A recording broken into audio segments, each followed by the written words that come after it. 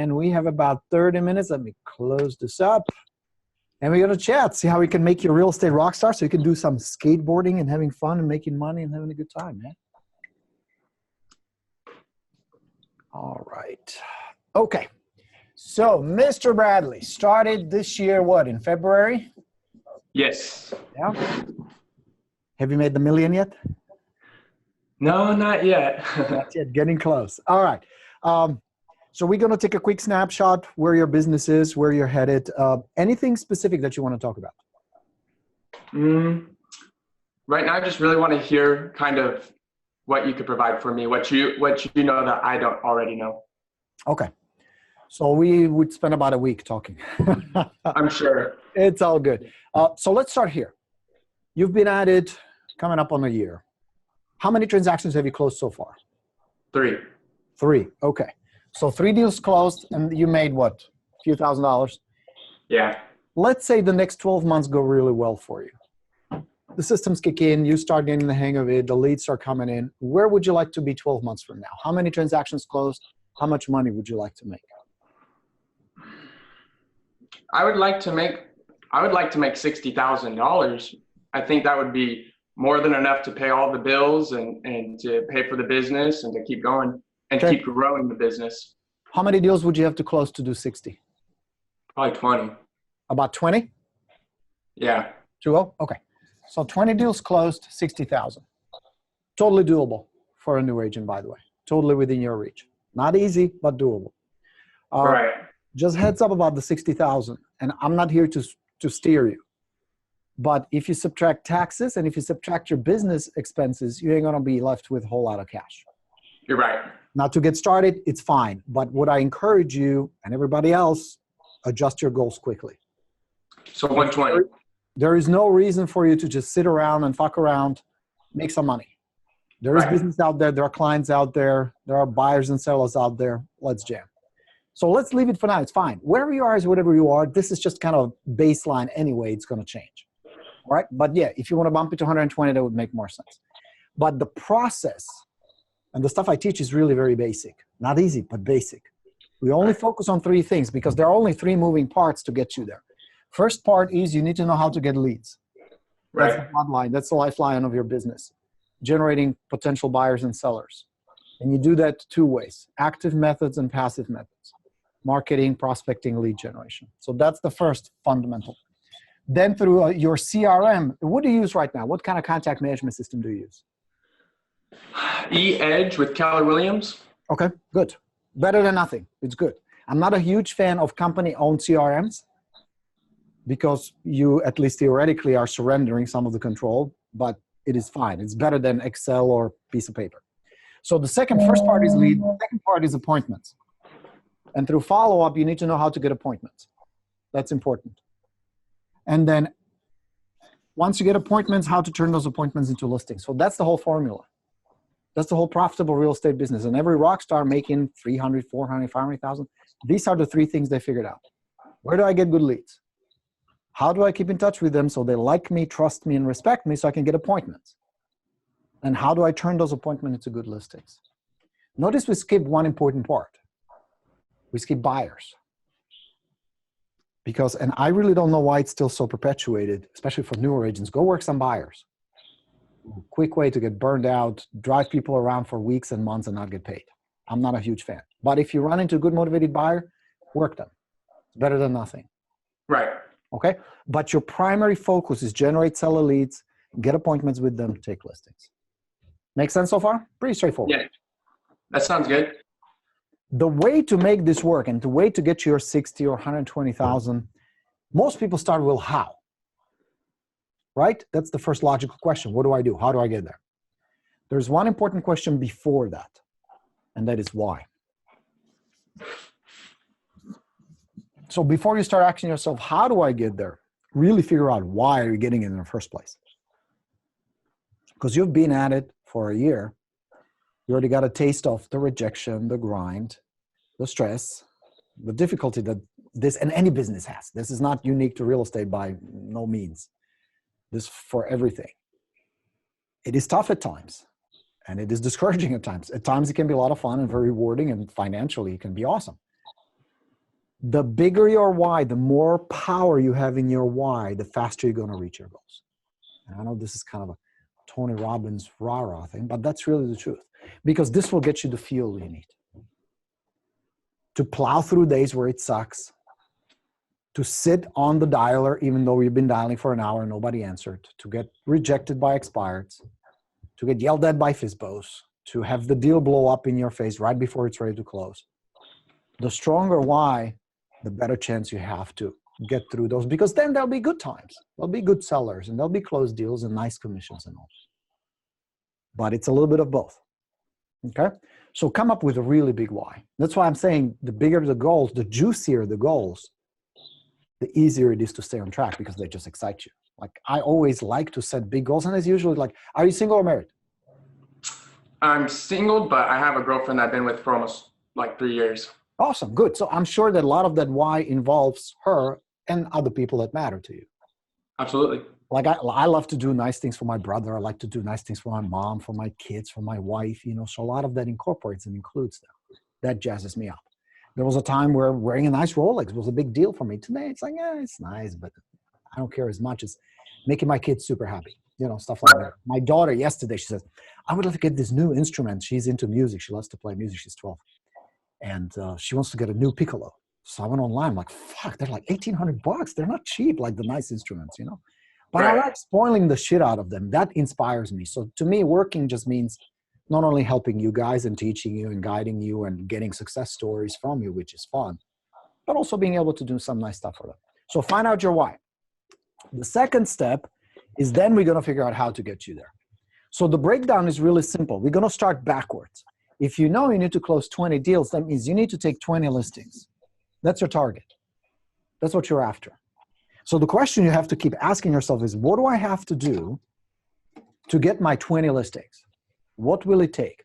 Well, it's going to take leads, appointments, listings. That's the matrix, okay? So how many appointments do you need to go on to list 20 properties? Do you know that number? Can you Probably guess? about 40. 40, that's about right, yeah. It's about 50 chance. I mean, 50% closing ratio. I would like you to start working on it. Your target, again, should be about 80%. Out of 10 appointments, get 8 listings. Work towards that. But 50 is fine. 50 is okay to start with. So you need to have 40 appointments. Divide 40 into 12 months is what?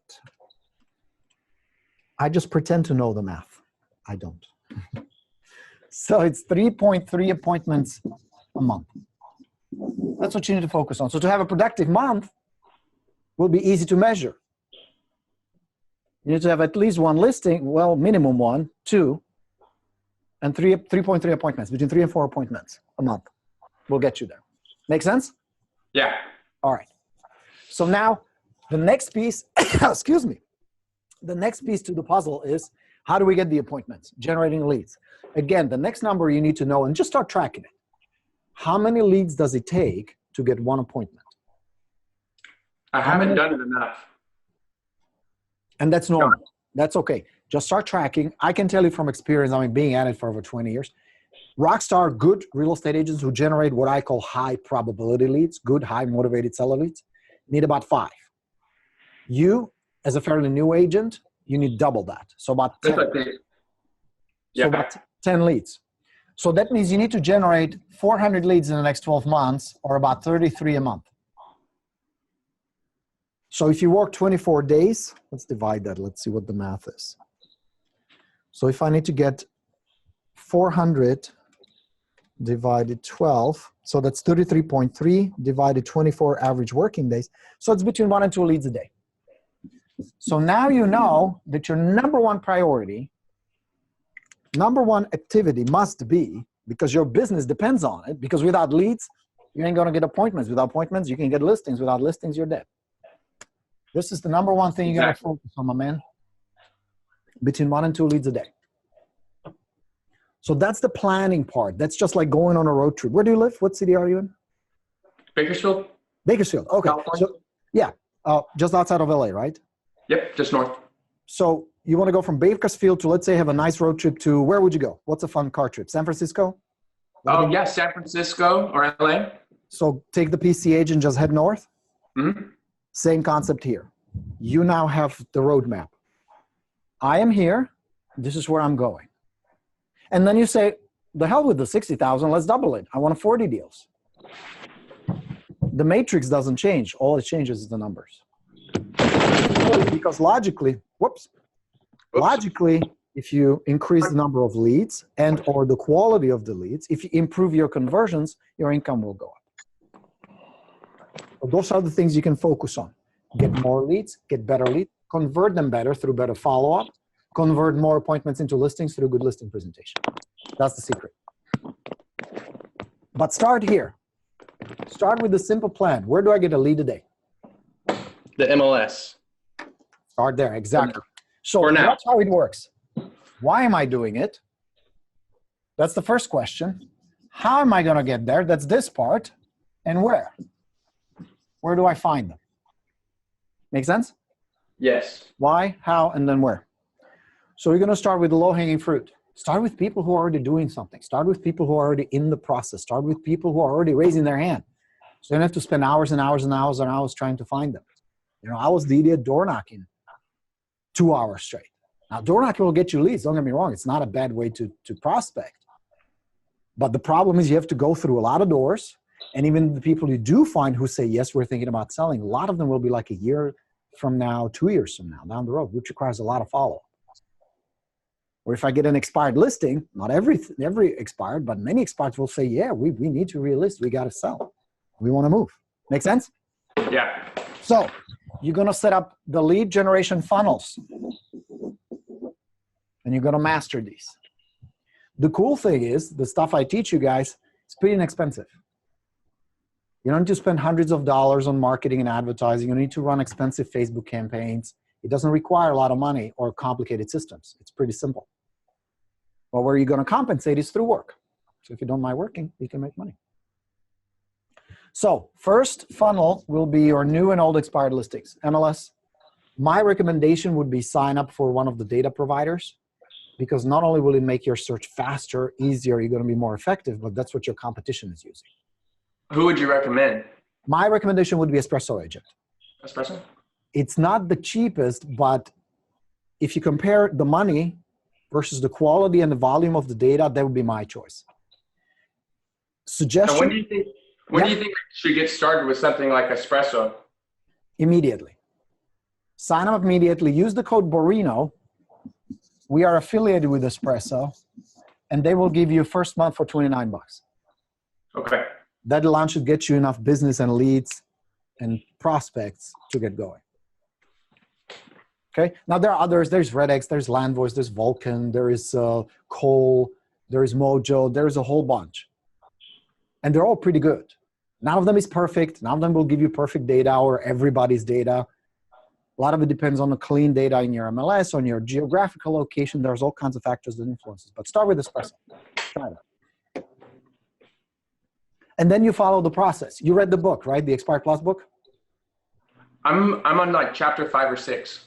All right, finish it up, because that will give you the breakdown how it works. But the process is pretty simple, and that really is similar with the second funnel, which will be your FISBOs. If you have them in your area, work them, because 7 out of 10 list. It's a good opportunity. But the process is this. Call them first if you can, and mainly just to figure out if they're relisted. So you don't invest a lot of time and effort working with sellers who are back on the market or sold. Okay? Now, if you can get hold of them, which majority you will never get hold of on the phone, you text them. Same thing. If you have their cell number, just fire off a short, simple text. You have it in the book. Third thing you're going to do is email them if you can. Sometimes Espresso or others will get you their email. Just fire off a short, simple email. Next thing you're going to do is visit them. Little drop by. Because here's the cool thing. The process I teach you guys, the Expired Plus process, does not require hundreds and hundreds of potential leads for you to make money. Because it's not based on volume and on selling. It's based on connection and building trust. Which in my opinion is a lot easier than trying to bamboozle somebody and influence and sell them and close them and do all that shit. I'm not a big fan of that. So the way you do that is you don't need big volume, you need 2. Start with 2. Can you have 2 conversations a day? Is that possible? It's definitely possible. Possible, right? So if you do 2 a day, and you do it 5 days a week, that's 10 a week, that's give or take 40 a month, that's 240 conversations in the next 6 months. That's possible, right? Yeah, it's definitely possible. So out of the 240, some will relist, some will never sell, some will go with their old agent. But what if you only convert, I don't know, what's your guess? What's your conservative guess? If you talk to 240 good, solid, expired leads. At least maybe 5%, right? Hopefully. Fair enough. 5% is still 12 listings. Right. So you can list 12 properties in 6 months. That's very close to your goal. And that's just expired. We're just on the first funnel. You know what I mean? But what it requires is a consistency of the 2 a day. You don't need to do mass volume calling. You don't need to do mass mailing, mass anything, not necessary. 2 conversations a day. And if you do 5%, which you're right, it's conservative, but as a newer agent, cool, fair enough. That's still 12 listings. What's your average commission? It's about 3,000. 3,000? Okay. So that's $36,000 right there in the next 6 months. That's halfway through your goal of the first funnel. That's doable. Will it require some skill? Yeah. Some communication skills, some follow-up, some persistence, sure. So that's the new and old expired. And then the last part to this, notice how I'm going full color on you, black, blue, red. We're going all multimedia, full color HD, man. No expense spared on you guys. The last part is follow-up. And that's when majority of your conversions will happen, is keeping in touch with people. Because at the beginning, most of them will tell you no in various forms. But what they don't know is what you know, and that's statistics. And That's the distance? Statistics. Statistics. Yes. And you need to check I got on to contact them about 7 to 12 times to get that sell. Yes. In my instance, it was 5 to 15. The follow-up here required between 5 and 15 touches before they said yes. The problem is, if you put 240 on your follow-up, you don't know which ones will be ready when, because they don't know. They're all confused. They're all frustrated. They're all disappointed and whatever else. And yes, some of them will have a very valid reason why they don't want to list again. But I learned the hard way that even though they said, no, we're staying, I don't know if it's still the case, but in Southern California, many people wanted to move to Oregon. There was a wave of Californians who wanted to get the hell out of the state and move to Oregon. And I would have people, no, we're not going. Market sucks, this, that. 3 months later, for sale sign. They changed their mind. So a good follow-up is essential there. So that's the process. Keep in touch at least 5 times before you give up on the lead. And I kept some leads for months. Because I figured I'd rather keep in touch, call them once in a while, or text them, or send them an email, or mail them something, than to lose a commission, lose a listing, and lose an opportunity to work with somebody and help somebody. Make sense? All right, bro. So is that clear so far? Yes. All right. That's in essence the system. There is more to it. That's why I encourage you, read the book, implement it, put it into. It's not going to be perfect at first. Don't expect it to be. Don't waste too much time trying to perfect it. Use it first. It's just like you skateboard. You like skateboarding.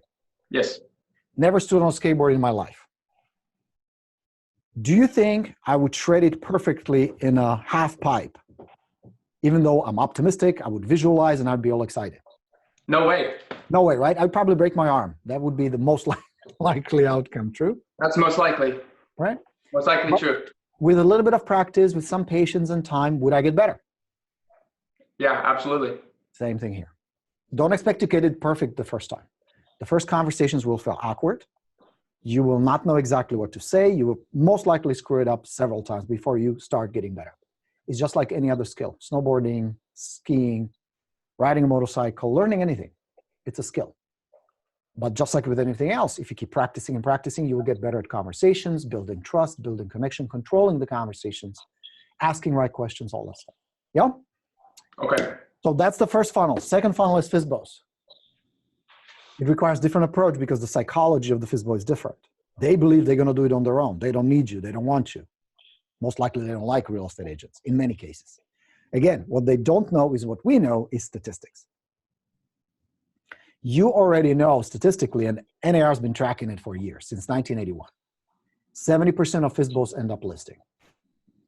That's or more. Or more. Yeah. It varies from area a little bit, but generally about 7 out of 10, somewhere there. So they're going to end up with an agent. Why not you? Build trust, build connection with them, be cool and helpful. So that's the second funnel. Third funnel you're going to build are your referrals. That's the circle of influence or sphere of influence, all the people around you. And the trick there is they need to know 4 things about you. Who you are, what you do, how to get in touch with you, and why they can trust you. And it's the trust part that's usually the tricky one. And the reason people damage that trust is because they do the Amway ambush. Have you ever had anybody join like a multi-level marketing, some kind of shady business? Been there, done that. You start annoying people. Mm-hmm. And then you're surprised that they don't answer your text or they don't pick up the phone. Absolutely. So you don't do that in real estate. I mean, No people way. do, but you don't do it as my student. No way. Cool and helpful. That's the trick. But they must know who you are, what you do, how to get in touch with you, and why they can trust you. So that's the third funnel. And the fourth funnel is you do one good open house every weekend. And you being in SoCal, it's easy because you have good weather 300 days a year. That's true. One good open house, one solid open house. Doesn't need to be your listing, doesn't need to be your office listing, doesn't matter. As long as it's a decent, clean property in a pretty desirable neighborhood, in a decent price range, hold the fucker open every weekend. And just work it. Now, the way I used to do open houses is I would start promoting it on Monday, hold an open house on Saturday, take Sunday off. So I would door knock, I would talk to some neighbors, pass some flyers, invite previous buyers that came through my old open houses, talk to other sellers. I would create a buzz around it. Today, you can include video, you can do Facebook. There's a whole bunch of things you can do. Don't need to overthink it. But the trick to a good open house is pick the right property and put out a lot of signs. Right property at the right price. Right property, right price, right neighborhood. Desirable neighborhood. Doesn't need to be super high end, but you don't want it like low, shady neighborhood either. Just like nice, suburban style home. Easy to access, that shows nice. And I'm sure there are listings in the neighborhood you can pick up like that. One a weekend. You door knock, you pass out some flyers, you put out 12, 15 open house signs, drive a lot of traffic there. Get one of your affiliates, like I would have my mortgage guy help out with refreshments. Little sodas and some nibbles for kids, cookies, that kind of stuff. Nothing fancy or expensive. And then you talk to people. You start asking questions. Hey, how long have you guys been looking? And would this house work for you? Why? Why not? How soon would you like to move? How well do you know the neighborhood? Where do you live now? All these kind of, but just an easy conversation. You don't want to threaten them. Yeah. In my experience, I've been too much of a pressure agent, and it's because of the inconsistency, in my opinion. And then it's like, okay, I got to get some money. I got to take care of the family. I got to pay the bills. And it's like, you just need to build more consistency, slow down, and increase the frequency. Yeah. And follow up. It is tough, dude. I mean, you're talking to a guy who was homeless 2 years in the business. So I know a thing or two about being broke. It is hard not to feel, at least inside, needy and desperate to get the deal. Because you want to close deals and get paid. The trouble is if you come across as needy or pushy or desperate or try to be too nice to people, it's going to push people away, and I'm sure you've experienced it already. Mm-hmm. So you want to find that balance between being passionate, being excited, being enthusiastic, but not being pushy or arrogant or salesy. And some of it will just come from practice. And another thing I did, because I just realized, fuck, I got to eat. I got to have some money for the gas. And you can't run business on being broke. That's impossible. So I got an evening job as a bartender. So I would have enough, just to eat and pay rent. And I was a shitty bartender. I was in Lakewood, California, not far from you. A place called Fiddlers. I don't know if they're still there. They should have a plaque. This is where Borino was a bartender. Would be funny. But I had to kind of relieve the money pressure so I could do real estate and not be desperate. So that's what I did. A lot of your skill will come from just doing it. Like I can teach you different ninja tricks when it comes to communication. And some of it I teach you, I have a whole book on it called Core Influence. But some of it, you just have to do it a lot. Like you're going to have to fuck up a few open houses and say the wrong things and scare people off to realize, oh shit, that didn't work. Let's try something else. And you have to find that inner balance between being confident, but not be pushy, but still be in control, but be pleasant and have a good time. And that makes sense. Just like with the skateboard example, repetition, repetition, doing it a lot. You know, I cannot become a good skateboarder just by reading books and watching videos. It would help, it would give me some points. But then there's a time where I have to jump on the board and actually do it. Yeah? Yep. Questions? For follow-up, which that's definitely after you get your leads and hopefully after you've got an appointment, but I don't really have a good follow-up system put into place. Okay. Do you have a follow-up system that you sell, that you could advise me on, something to set me up to get more of these leads converted? Excellent question. Here's what I'd recommend, Bradley. First, as soon as you can get your own CRM system, my recommendation is always be in control of your leads, because that's your business. If for whatever reason you decide to leave, or something changes in the leadership of the company, or the IT guy gets stoned one night, God knows what can happen. Or you just simply want to change brokerages. You control your leads. And there should be nobody else who would have direct access to it other than you. So get your own CRM as soon as you can. Once you have the CRM, learn to use it. Like the Keller Williams ones is fine. There's a whole bunch of them paid, free, doesn't matter. They're all pretty good to get you started. Learn how to put leads in, learn how to update them, learn how to set up sequences. Because you want to build these sequences. Now, as far as what you actually do, as far as follow-up, you already have that. It's in the book. It's on the page. I can look it up, actually. I have a copy here. I think it's 85 or 86 where I break it down for you. Let's see here. Where do we have the follow-up? Here it is. Page 96.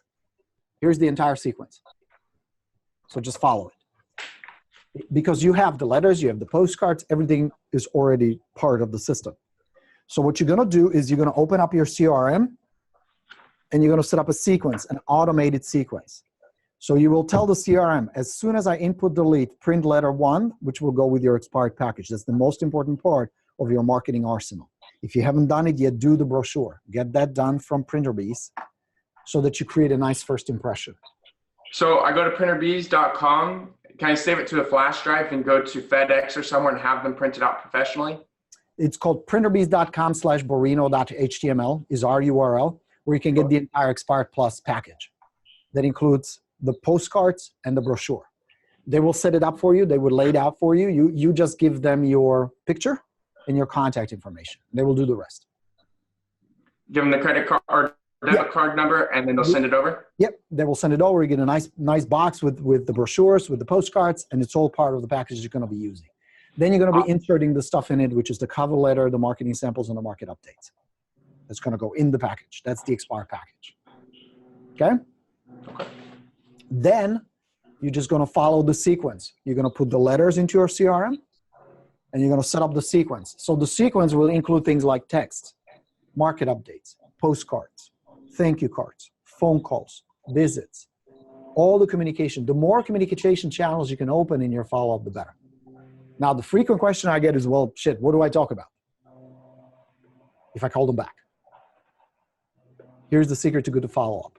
Make it about the seller, make it interesting, make it beneficial.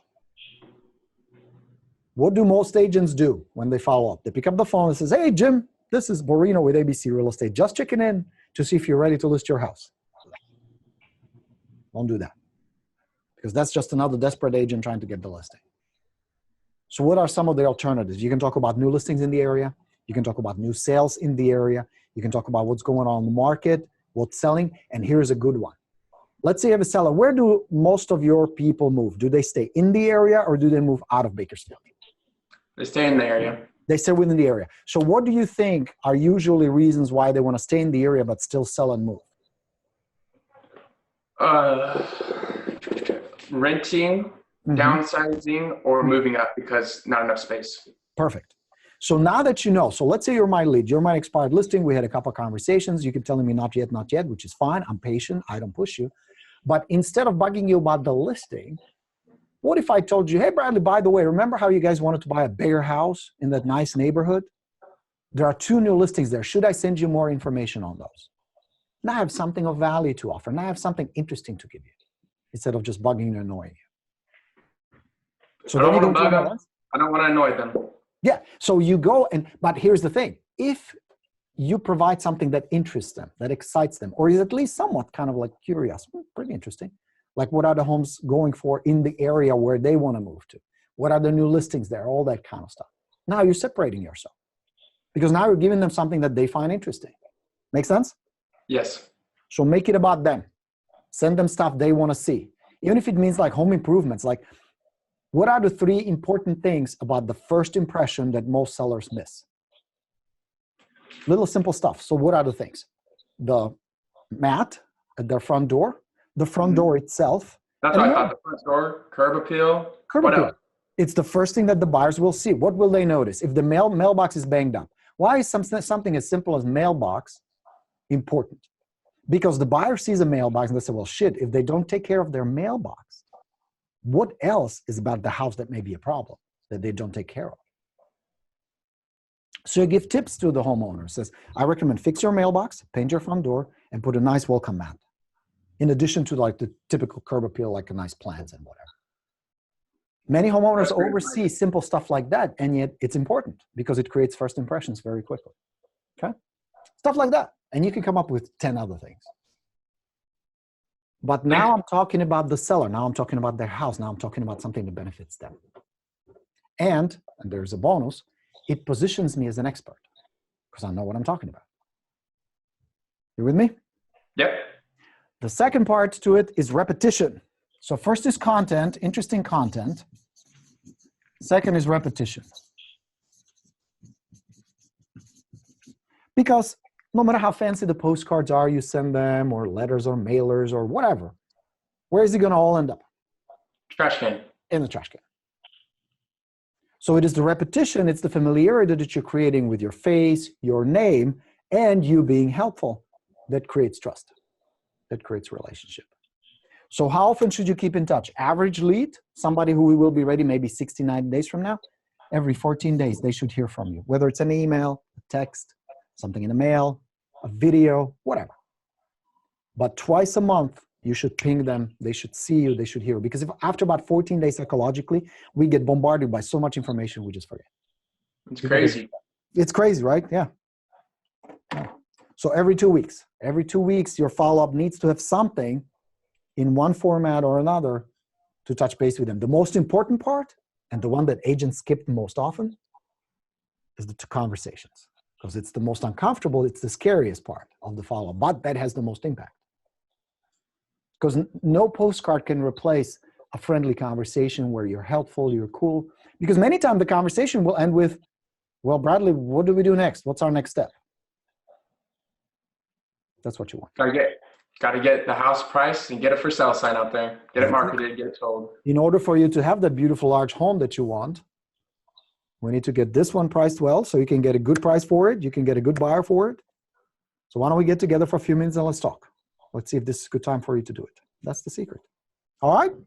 All right. Helpful? Very helpful. Good deal. Anything else?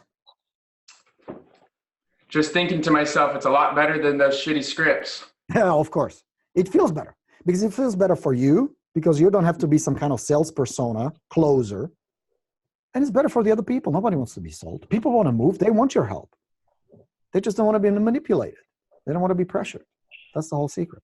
I noticed even my family, they really want to help me. Mm-hmm. But then whenever I use some of those sleazy sales tactics that I've been taught, they're just like completely turned off. And they're just like, please don't. Yeah. They're like, just listen. We'll tell you what we want. Yeah. Mm-hmm. And that's really a secret to good selling is ask good questions and shut up. That's the whole secret. If I think I also do most of the talking, they will like you more. Go for it. So sometimes I get into situations, talk too quickly, and I start rapid firing those questions. Horrible way to build rapport, build that trust. It is normal to feel that way at first and to get nervous and Just talk. I used to talk so much, and I would talk my way out of listings. I would just talk myself out of deals because I got so nervous. It's normal. One way I overcame that is I started practicing. I found a role play partner, my buddy Tony, and we would role play every day, 30 minutes every day. And it's just like with skateboarding, just like with sports, music, you know, my daughter, she practices 20, 30 minutes a day. She's not a huge talent when it comes to music. I'm not a huge talent. I really don't have any like superpowers or skills or any of that. It's all just practice over and over, just like your skateboard. If you practice the move for 20 minutes every day for a month, you're going to get good at it, right? Right. Same thing. So how do you approach expired listing? You practice. How do you follow up? You practice. How do you handle objections? You practice. That's the secret. Yes, there are tools that help, and there are resources like the book. If you really read it and go through it, it will help. Watching the quick start videos will help. And you just practice. And you're going to get good. Do you ever feel like real estate's actually a lot easier than it's perceived by a lot of people in the industry? I feel like a lot of people have made it more difficult inside the industry than it is. That is a really good question. I never thought of it. I feel like it's not that hard. That people who have agenda, usually because they try to sell you something, try to make it sound more complicated. I mean, it is not an easy business by any stretch of imagination. There's a lot you need to learn because you have the legal aspect, you have the marketing aspect, you have the communication aspect, you have the psychology aspect. But I tell you, once you get the hang of it, remember the final scene of The Matrix when Neo finally sees the code? Once you get the hang of it, how to communicate with people, how to build trust, how to walk them through the process, how to get appointments, it's just going to be a repetition of the same. Once you figure it out, it's just like that skateboard move. Once you know how to do the double flip, you can always do the double flip. It's not a big deal because you got it down. Same thing here. So yes, you're right. After some time, it can be pretty easy and a lot of fun. It can be. You just get better. You get a lot better. Huh? Yes, you got to work on yourself and get better. Yeah. All right, my man. Are you doing the path with me? Are you on my private coaching program? Not yet, but I'm sure I'll be there. Join me. I just need to get through some of this stuff and just one step at a time.